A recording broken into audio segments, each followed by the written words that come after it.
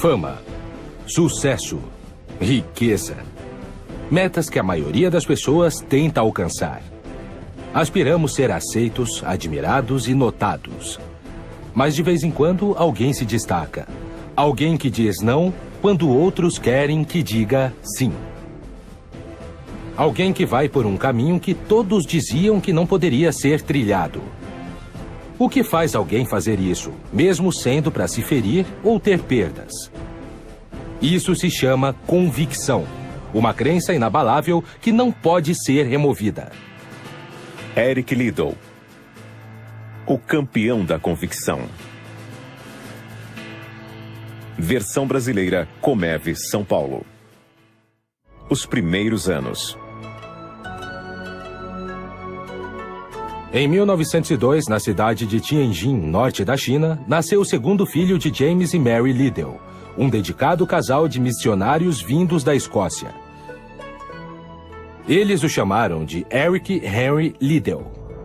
Durante esses anos tumultuados, a China vivia uma convulsão política e social, o que, com frequência, colocava os missionários e trabalhadores estrangeiros em risco. Os Liddells permaneceram fiéis à sua missão e chamado. Eric passou basicamente seus primeiros 5 anos em um campo missionário rural em Shaojiang, que fica no interior. E quando tinha mais ou menos 5 anos, chegou a hora da primeira licença de seu pai. Quando voltaram à Escócia, os Liddells tinham 3 filhos, Rob, Eric e a irmã mais nova, Jenny. Creio que foi um pouco estranho quando eles chegaram nas Montanhas Verdes da Escócia, que eram totalmente diferentes das planícies do norte da China, mas era uma grande vantagem ter a liberdade para os garotos correrem e explorarem os arredores, fazerem as coisas por si mesmos. E ali passaram cerca de 1 ano. E no final daquele ano, como era o costume dos missionários na Sociedade Missionária de Londres, eles planejaram deixar Rob e Eric em um colégio interno. Um sacrifício incrível. Acho que para minha avó isso foi muito, muito, muito difícil. Então eles foram educados no Eton College, aqui perto de Londres, e eles os viam a cada 7 anos. Eu nunca pensei na ideia de Rob e Eric sofrerem por serem deixados no colégio interno por seus pais. Mesmo sabendo que a separação fora difícil, Mary Liddell escrevia a eles toda semana. E também era a política da escola que os alunos escrevessem também a seus pais uma carta toda semana. Eric viu seus pais novamente quando estava com 12 anos. Seus pais e irmã, juntamente com seu novo irmão Ernest, retornaram à Inglaterra para descanso do trabalho na China. Como era de se esperar, foi um período valioso, mas a visita foi relativamente rápida. 12 meses depois, a família dos garotos voltou para o trabalho na China e Rob e Eric permaneceram na escola. O atleta. Quando Eric e Rob estavam no Eton College, havia o período anual de esportes e tanto Eric quanto Rob participavam. Eram rápidos na pista, eram bons no cricket e no rugby. E quando se tornaram adolescentes, a colocação anual no período dos esportes parecia ser o período dos Liddell. Rob e Eric meio que se alternavam sempre nos primeiros lugares. Durante seu tempo de escola, Rob e Eric começaram a demonstrar excepcional habilidade atlética. Quando estava com 16 anos, Eric era chamado de campeão atlético sênior e ganhou o troféu da escola.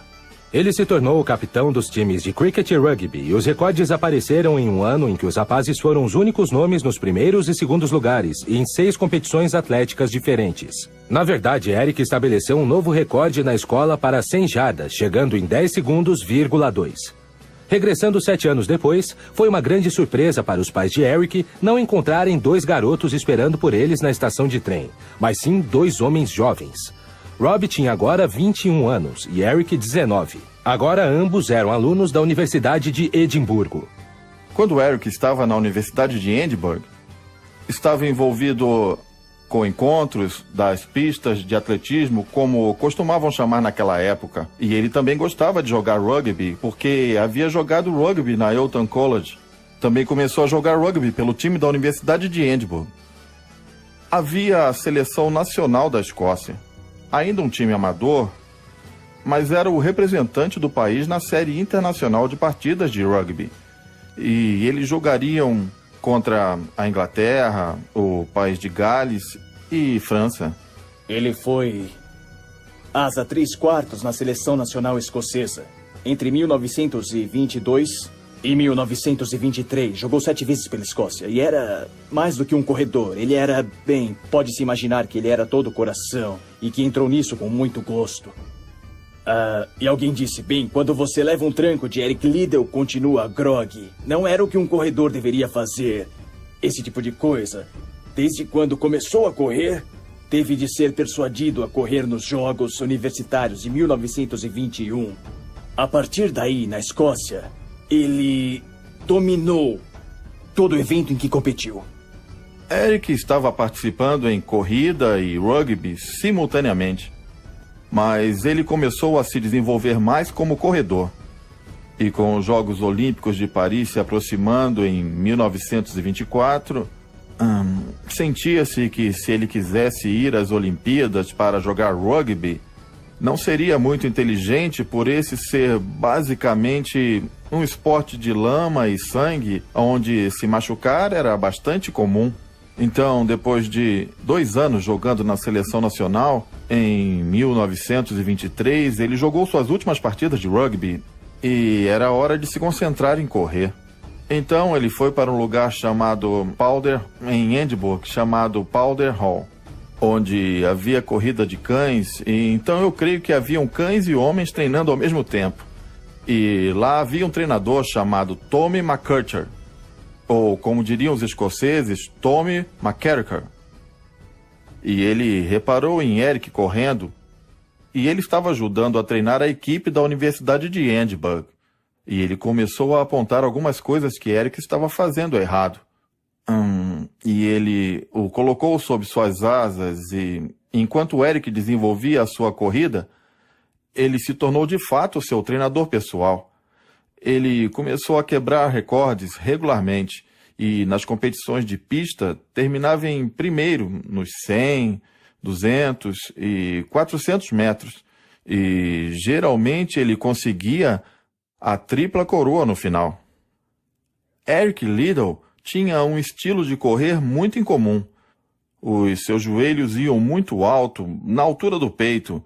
Os seus braços giravam como um moinho e, quando ele se aproximava da linha de chegada, ele, como era sua característica, com a boca aberta, jogava sua cabeça para trás, olhava para o céu e cruzava a linha de chegada.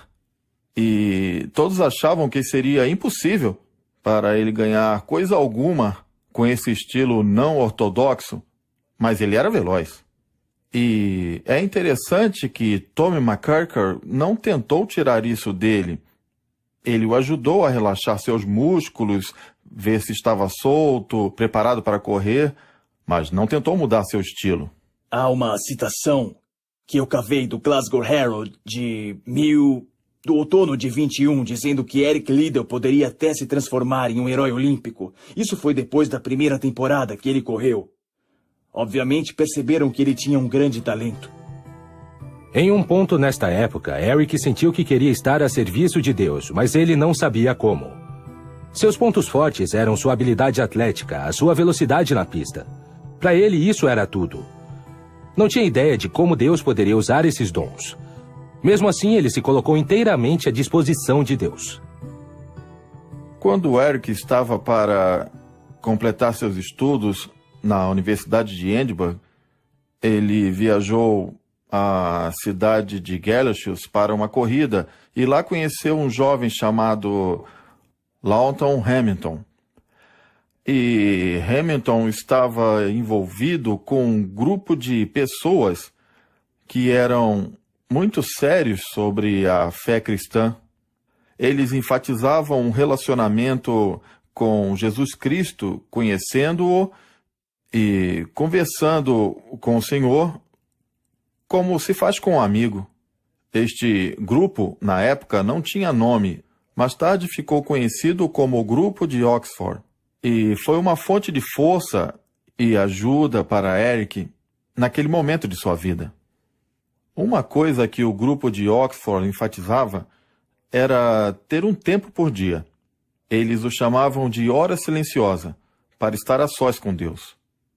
E durante aquele tempo, uma pessoa podia ler um trecho da Bíblia e falar com Deus em oração. E então podia ficar em silêncio, procurando ouvir o que o Senhor diria a eles e como Deus os guiaria naquele dia em particular. E isso se tornou uma prática para Eric Liddell. Conciliar seus estudos e o atletismo foi um desafio do qual Eric gostava. Mas quando sua popularidade cresceu, Eric encarou outro tipo de desafio.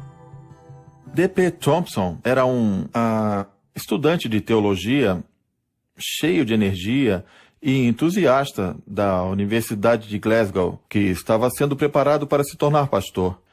E também era membro de uma equipe de evangelistas que tinha reuniões em vários locais, nos fins de semana e nas férias escolares. E tinham reuniões em uma cidadezinha de mineração de carvão perto de Edinburgh. E tinham dificuldades em fazer os mineiros se interessarem em ouvir jovens estudantes falando sobre cristianismo. D.P. Thompson disse: que tal se Eric Liddell viesse e falasse sobre sua experiência cristã? Então foi a Edinburgh e pediu a ele. Anos depois, Eric relembraria o episódio.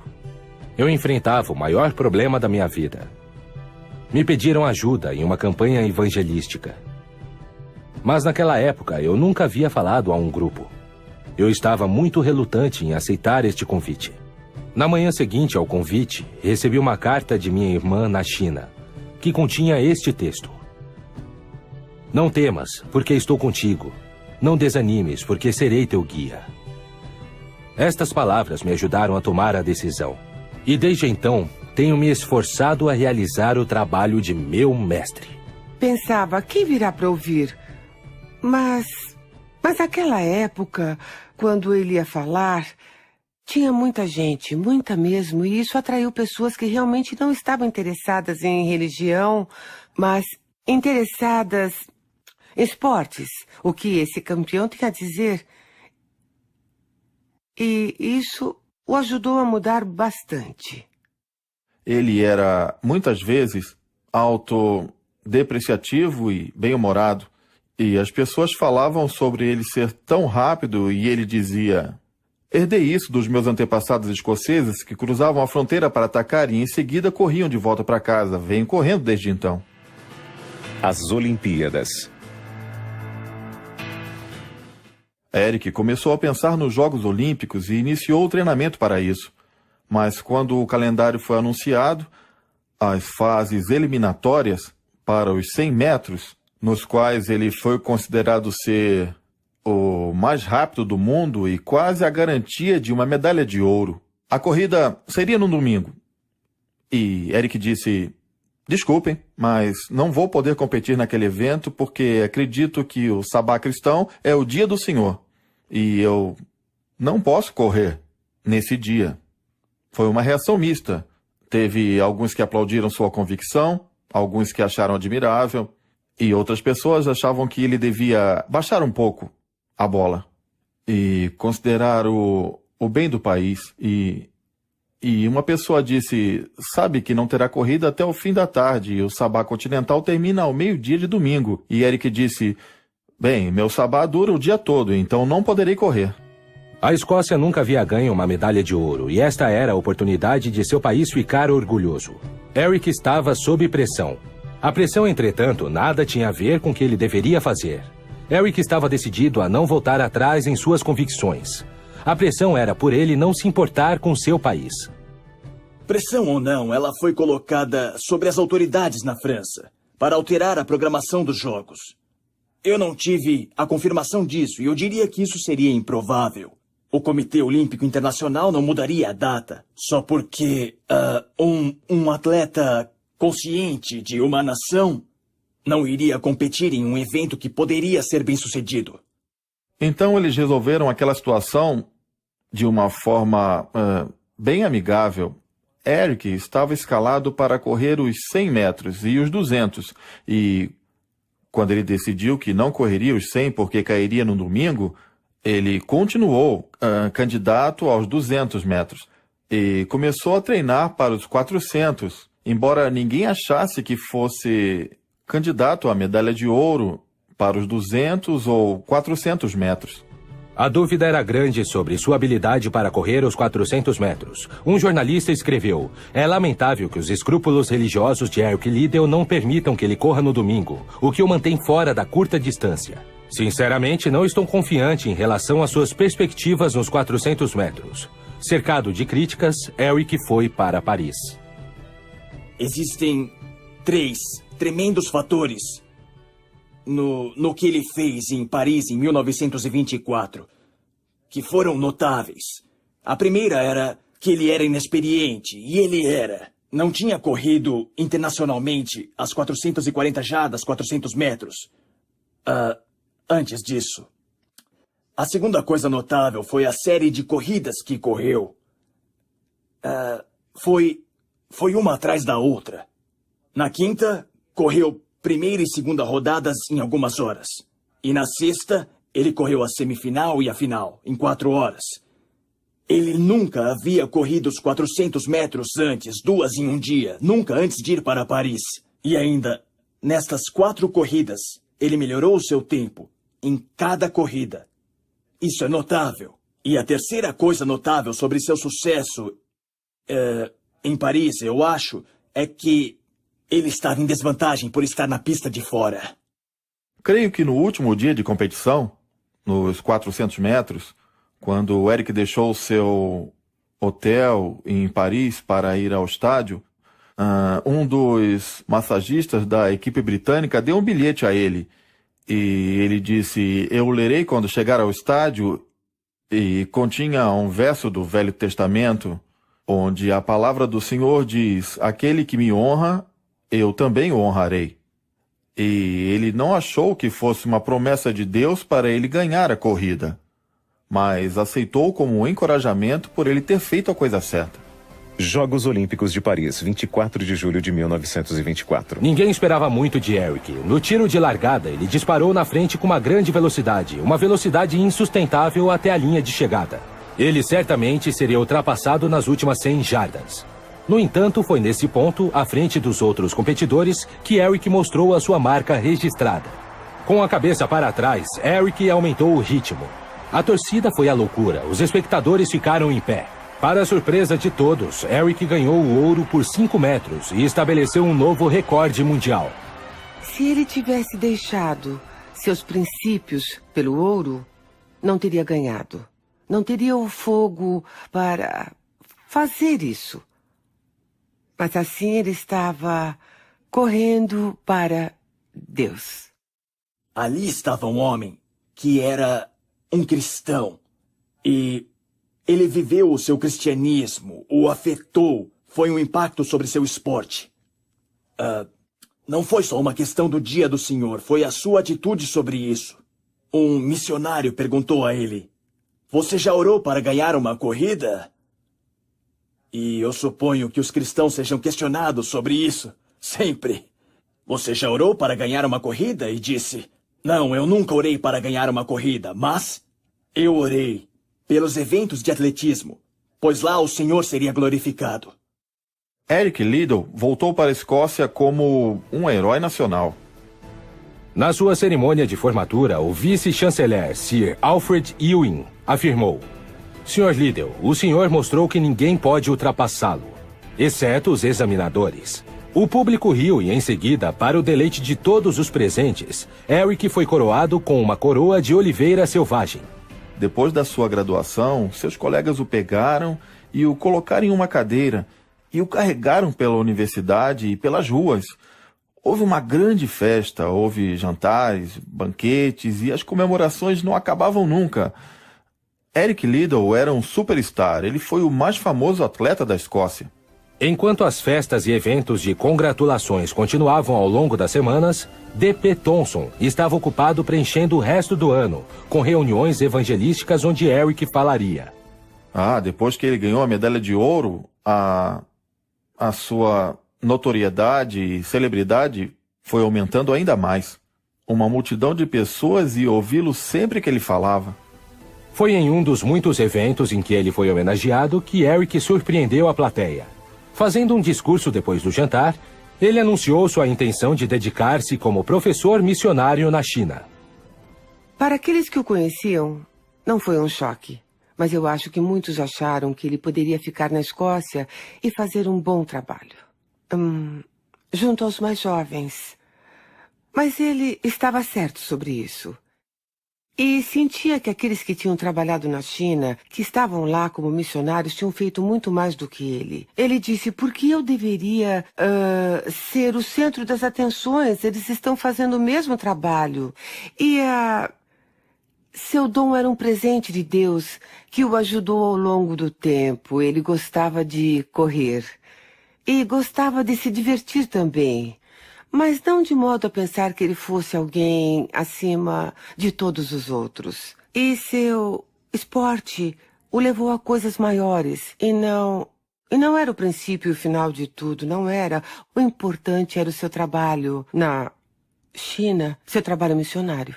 Então, depois de sua vitória olímpica, não era segredo para ninguém que planejava ficar na Escócia por mais um ano e então ir para a China como professor missionário. China. Em 1925, quando Eric Liddell saiu da Escócia para a China, alguns dos seus companheiros da equipe de atletismo conseguiram uma carruagem sem nenhum cavalo, que eles mesmos puxariam. O apanharam no lugar onde ele vivia, colocaram-no numa carruagem e o puxaram pelas ruas de Edinburgh até a estação de Waverley e em seguida houve hinos de despedida enquanto o trem partia. Eram muitos e a multidão estava cantando. Era um grande bota-fora para Eric e, claro, havia artigos nos jornais e revistas sobre a sua partida deixando a Escócia rumo à China. Assim que embarcou no trem, suas últimas palavras foram: Cristo para o mundo, porque o mundo precisa de Cristo. Eric ocupou o posto de professor de Química e supervisor de esportes em Tianjin, onde era amado pelos alunos e pelos outros professores. Como na Grã-Bretanha, Eric continuou ativo em propagar o evangelho, organizando estudos bíblicos, pregando e se utilizando dos esportes para compartilhar a sua fé.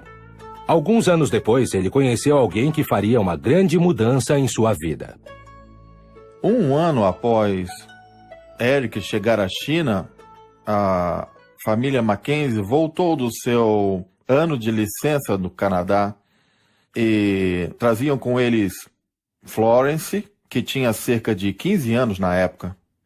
E ao longo dos anos seguintes, uma atração surgiu entre Eric e Florence. Ela era 10 anos mais jovem que Eric, então ele não podia apenas convidá-la para sair, mas dentro da comunidade missionária, o bom é que havia uma série de atividades onde as pessoas estavam juntas.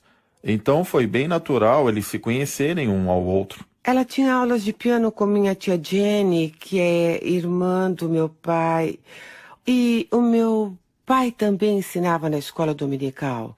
Então eles tinham contato lá e uma das partes engraçadas era de que cada vez que ela estava lá para uma aula de música, ele voltava para casa para o chá. Eu acho que uma das vezes definitivas foi quando minha mãe estava atuando em uma peça da escola dominical e isso necessita de uma paixão real. Sabe, ela era uma pessoa muito, muito animada. E por isso, quando fez sua parte, Eric disse, meu pai disse a ela, Florence, eu não sabia que você tinha toda essa paixão em você. Isso despertou seu interesse. E, finalmente, em 1929, a pediu em casamento. Ela ficou de queixo caído de primeira, mas muito feliz, e ela concordou.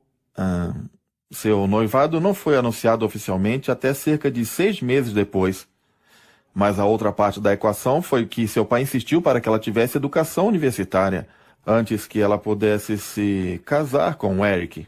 E então ela foi estudar enfermagem no Canadá, e ficaram separados nos 4 anos seguintes, com exceção de breves encontros. Depois de seu casamento, em 1934, Eric e Florence tiveram 2 filhas, nascidas na China, Patricia e Heather. E sua existência foi fonte de grande alegria para Eric, que sentiu falta da vida em família durante a sua infância. Bem, eu era bem pequena, só tinha 6 anos na última vez que eu vi, porque os anos eram anos de guerra que foram muito traumáticos, e eu me lembro dele sempre firme, justo, muito divertido, e eu me lembro de uma pequena corrida que tivemos, pai e filha, e nós 2 corremos, ele correu e depois passou o bastão para mim, ou alguma coisa assim.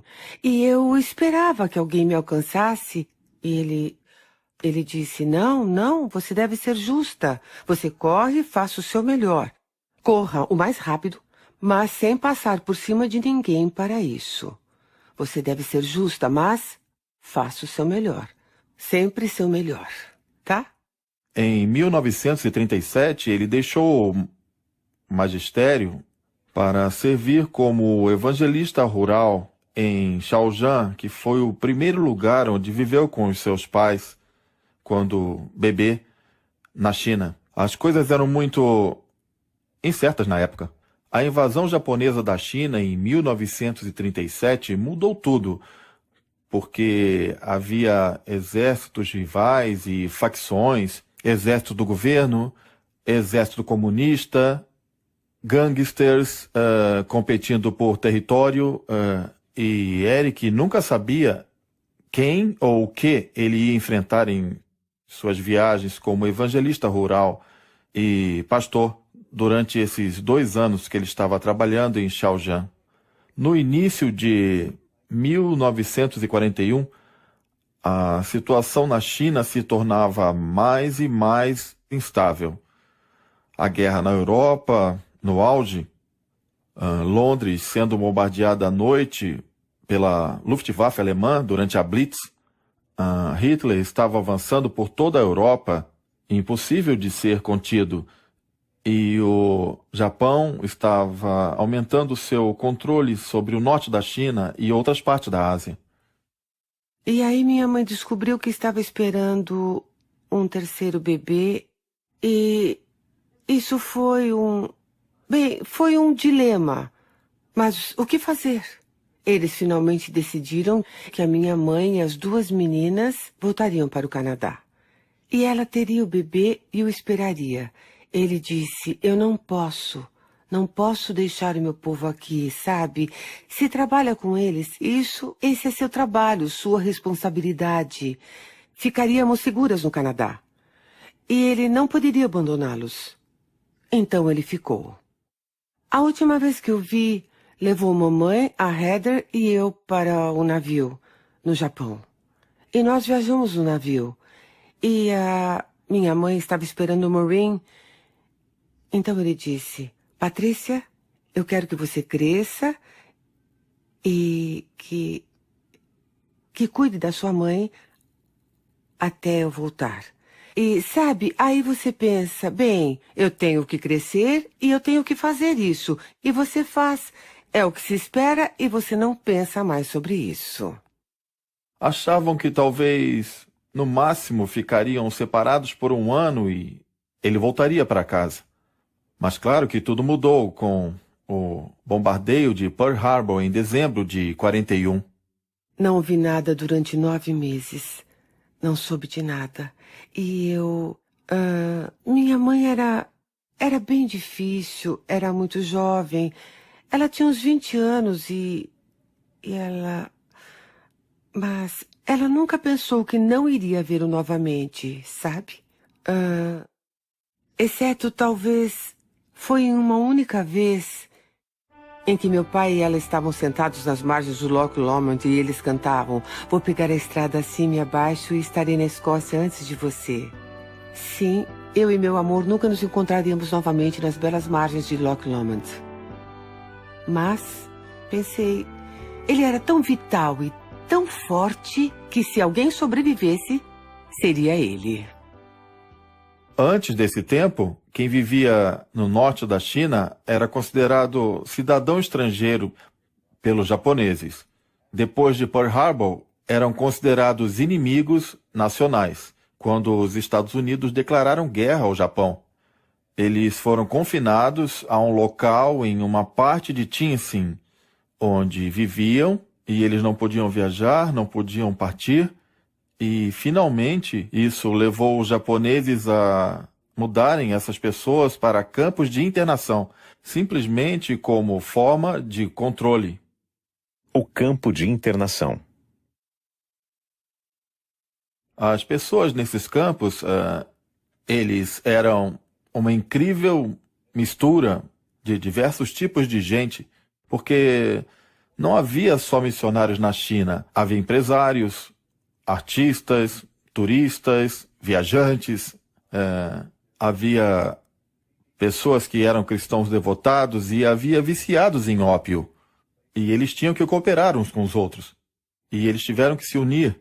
As pessoas que tinham sido executivos de alto escalão em empresas multinacionais, agora tinham que picar legumes na cozinha.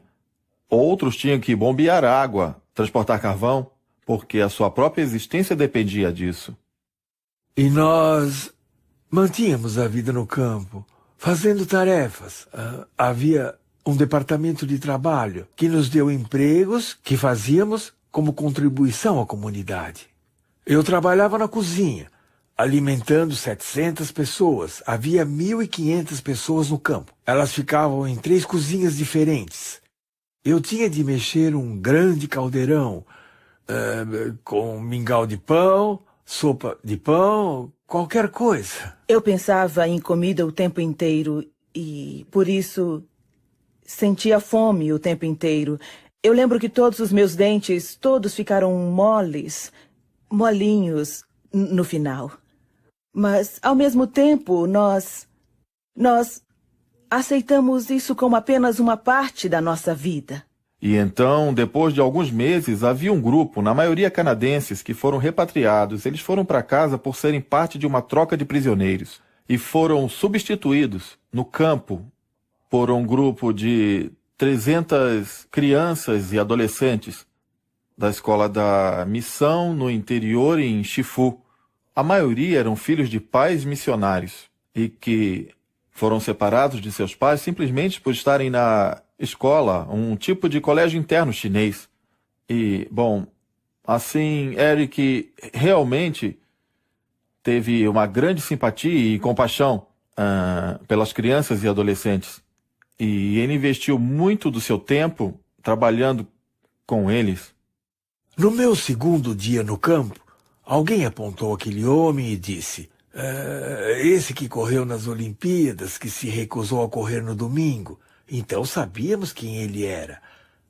Era muito simpático. Andava pelo campo, animando as pessoas e fazendo perguntas.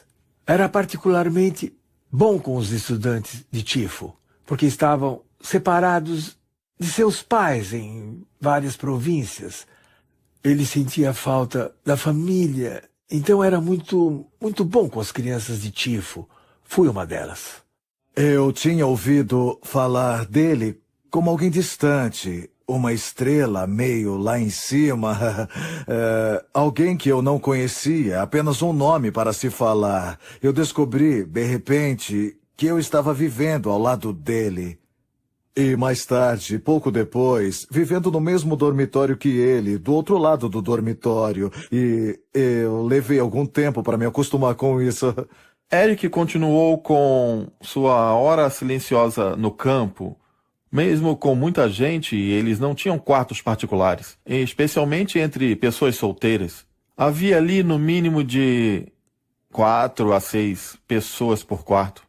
E Eric se levantava cedo de manhã e tinha uma pequena lamparina a óleo que ele acendia, e um de seus companheiros, Joe Cutterill, o via levantando cedo e acendendo a sua lamparina para ler a sua Bíblia e tendo um tempo de oração.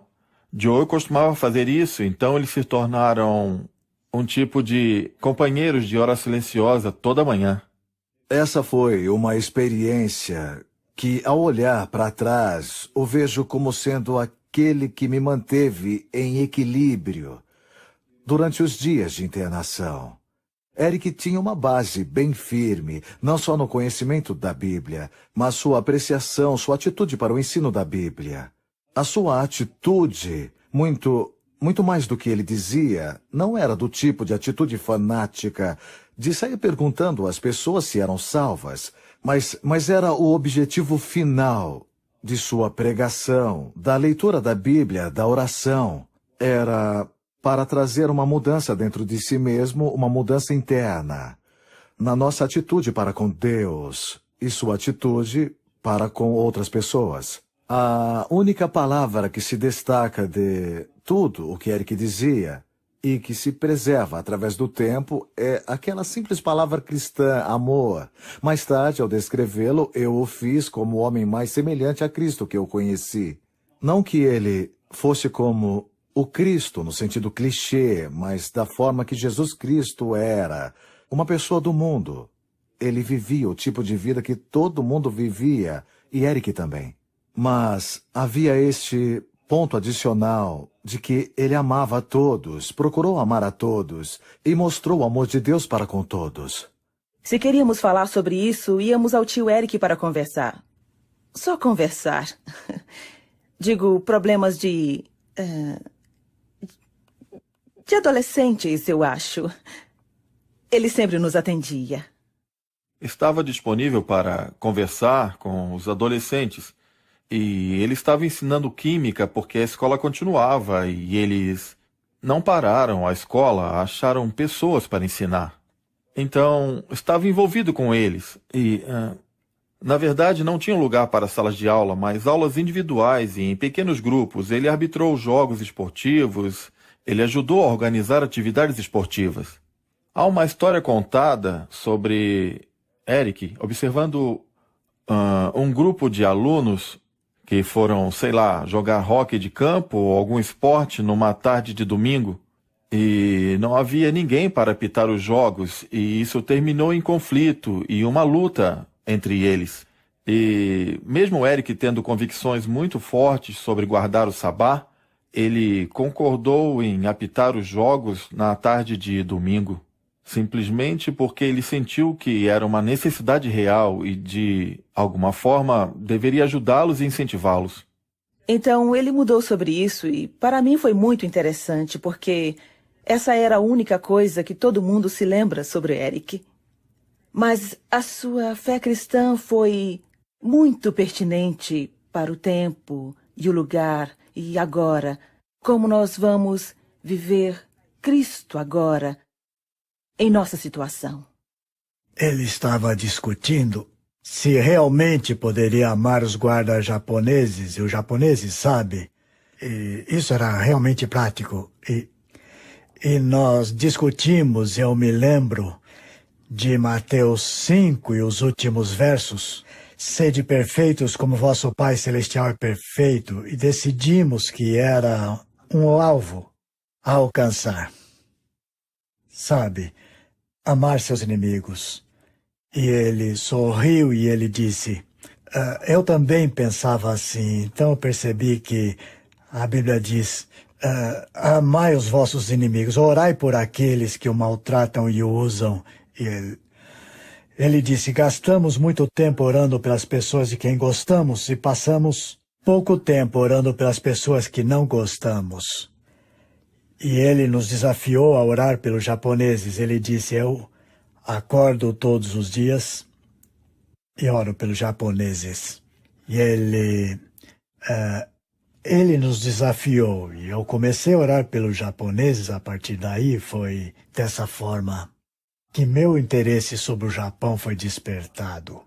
No final de 1944, um dos companheiros de Eric me disse que ele começou a notar que a fala de Eric estava um pouco mais lenta e ele não estava tão afiado em suas respostas, seu humor mudava, retrucava o que antes tinha gostado, e então Eric começou a reclamar que estava tendo graves dores de cabeça, estava doendo muito. Na verdade, foi Annie Buchan que tinha cuidado de um missionário, cuidado de alguém em Pequim que havia morrido e depois disso foi levado para o acampamento.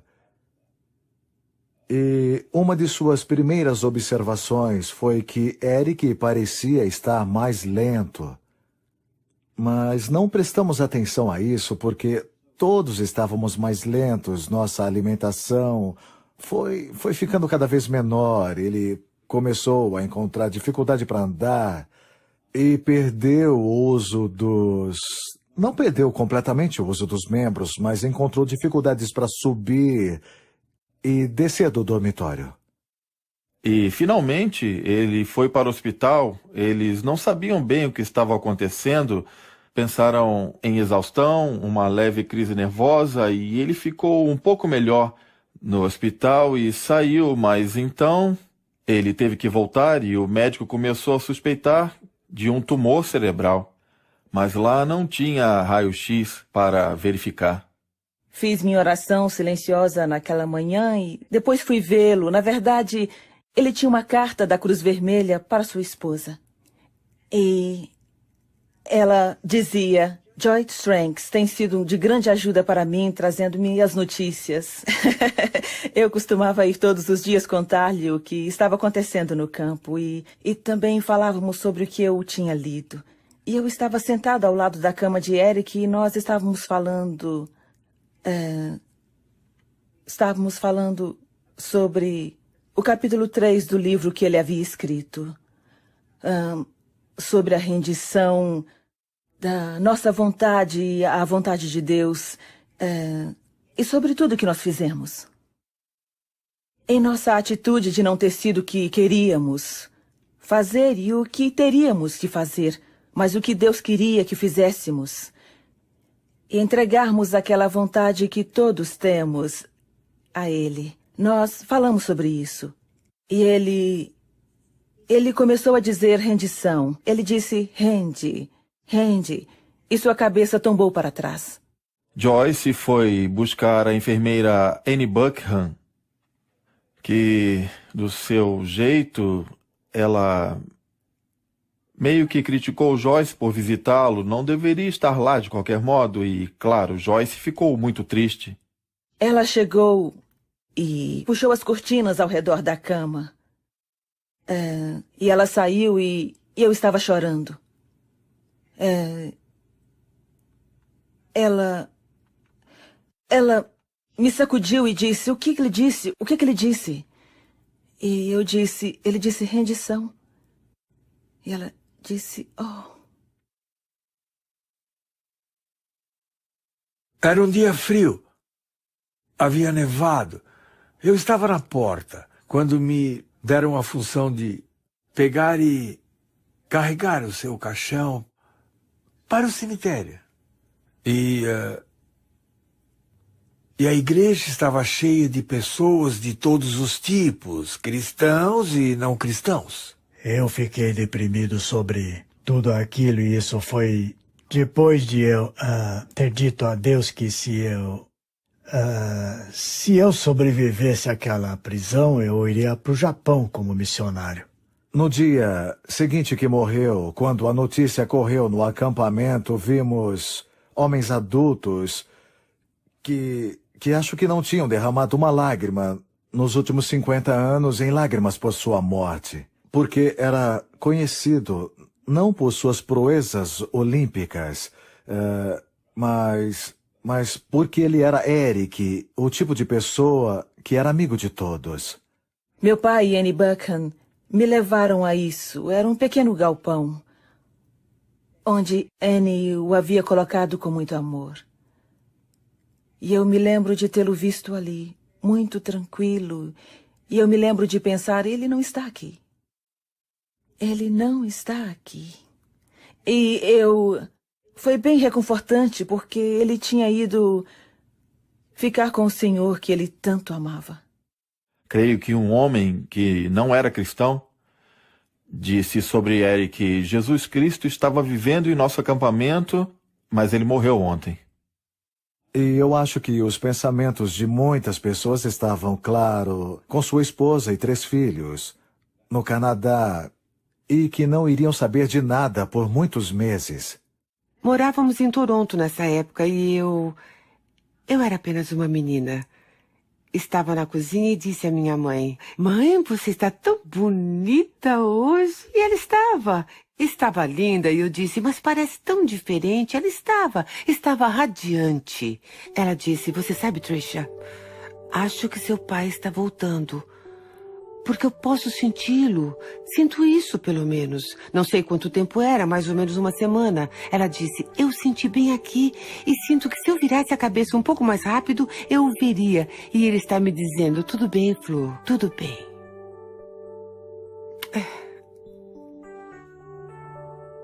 Isso foi cerca de uma semana antes dela receber a carta. O telegrama chegou com alguém importante para dizer que ele estava morto e que ele havia morrido em fevereiro. Ela não podia acreditar, mas ela disse: sabe, ele estava lá. Ele estava me dizendo: tudo bem. A sua caçula, Maureen, que havia nascido no Canadá e nunca tinha visto seu pai, nunca o veria. Seu pai não o conheceria, e mesmo Heather tinha apenas lembranças de quando bebê, e através da Patrícia. De repente, tudo o que tinham esperado e antecipado, e a guerra foi realmente começando a chegar ao fim, foi quase no tempo do dia da vitória na Europa. Havia esperança de que aquilo logo chegasse ao fim e se encontrariam. E então veio isso, e foi só uma daquelas coisas que te deixa rodando por um bom tempo. O resgate. Tivemos um aviso no quadro. O rumor de hoje é que os americanos, o avião B-29, tinha jogado uma bomba atômica sobre Hiroshima. E eram muitos detalhes para saber. Todos falavam sobre Hiroshima, sabe? Sabiam desse detalhe, que era um B-29. Nunca tínhamos ouvido falar. E uma bomba atômica era algo que nós nunca tínhamos ouvido falar até então. Mas então o imperador anunciou que a guerra havia acabado. Conhecíamos os aviões japoneses. Conhecíamos bem. Conhecíamos o som. Mas este não conhecíamos o som e era bastante alto. E em círculo ele desceu mais embaixo, sobre o acampamento. Olhamos para ele e pareceu-me que todas as 1.800 pessoas fizeram isso ao mesmo tempo. Olhamos para cima e vimos as estrelas e as listras no lado da asa. Eu nunca vou esquecê-lo, eu posso vê-lo até hoje. E todo mundo enlouqueceu no campo. Eles começaram a chorar e todos vieram correndo para as ruas pequenas e vielas do acampamento. E o avião subiu e voou mais alto. E nós pensamos que estava indo embora. E as pessoas estavam chorando e, de repente, o compartimento inferior se abriu e 7 pacotes pequenos foram lançados. E nós achamos que estavam entregando o correio. Você sabe, nós não tínhamos cartas há anos. E, de repente, um dos pacotes esticou as pernas assim. E todo mundo disse: é, gente! E esses 7 homens haviam saltado e eles desceram para fora do acampamento. E todo o acampamento correu para o portão. As pessoas esfarrapadas saíam para fora e foram pelos campos. E carregaram estes homens em seus ombros e os trouxeram em seus ombros. E eu me lembro, meu pai corria para tentar achar a sua banda, sabe, em diferentes partes do acampamento. Ele os juntou e vinham tocando todos os hinos nacionais de todos os aliados que estavam no acampamento. Eles ensaiaram sem melodia, para que os japoneses não reconhecessem as músicas. Meu pai os reuniu e ficaram perto do muro, perto do portão grande, onde o resto deles havia saído para buscar aqueles homens. E quando eles vieram com os homens sobre os ombros, a banda do meu pai estava tocando. Seu legado. Somente alguns anos depois que eu descobri... Acho que talvez houvesse um motivo para ele ficar no acampamento. Conheci muitas crianças que estavam no acampamento, da mesma idade que nós, e eles foram colocados no campo sem seus pais. Estávamos seguras. E essas crianças não tinham pais e eles sobreviveram, a maioria deles muito bem. Ele teve uma grande influência na sua estabilidade lá, em suas vidas lá. Eric era resultado da influência de muitas pessoas. Seus pais e o interesse nele, suas orações e o amor por ele, mesmo sentindo que Deus os tivesse chamado como missionários, exigindo o sacrifício da separação por boa parte de suas vidas. Seus professores da Elton College, que o inspiraram de muitas maneiras diferentes, e Eric foi muito influenciado por seu irmão Rob, e depois, claro, Florence trouxe uma grande alegria para ele, completando a sua vida, um lar e uma família que ele não conheceu quando ia crescendo. Portanto, há muitas coisas que colaboram para a formação de uma pessoa. Para mim foi o maior despertar, aquele que mais norteou a minha vida, porque ele fez a vida de Cristo tão relevante também, sabe? E nos fez sentir que nós seguimos a Cristo. Devemos fazer o que Ele nos pediu, onde estamos, em qualquer situação que nós enfrentamos. Integridade. Era uma pessoa de integridade. E as pessoas apreciavam isso nele, nas Olimpíadas e na sua firmeza sobre não correr no domingo. E ele era altruísta, era um servo das outras pessoas. E era a isso que ele se dedicava. E mais uma vez eu acho que esse comentário para mim diz tudo, que ele viveu melhor do que ele pregou. Ele era um homem humilde. Não pensava... Ele não dizia a todo mundo como cada um deveria ser, sabe? Foi a sua fé e a forma como trabalhava. Ele não dizia, eu sou assim e você também deve ser, de jeito nenhum. É como não correr em um domingo, sabe? Se alguém quisesse correr no domingo, ele não diria nada, não. Era simplesmente a sua própria maneira de ser. Assim ele foi criado, assim era sua fé. E ele não iria alterá-la só por um ouro. Eric Liddell, 1902 a 1945.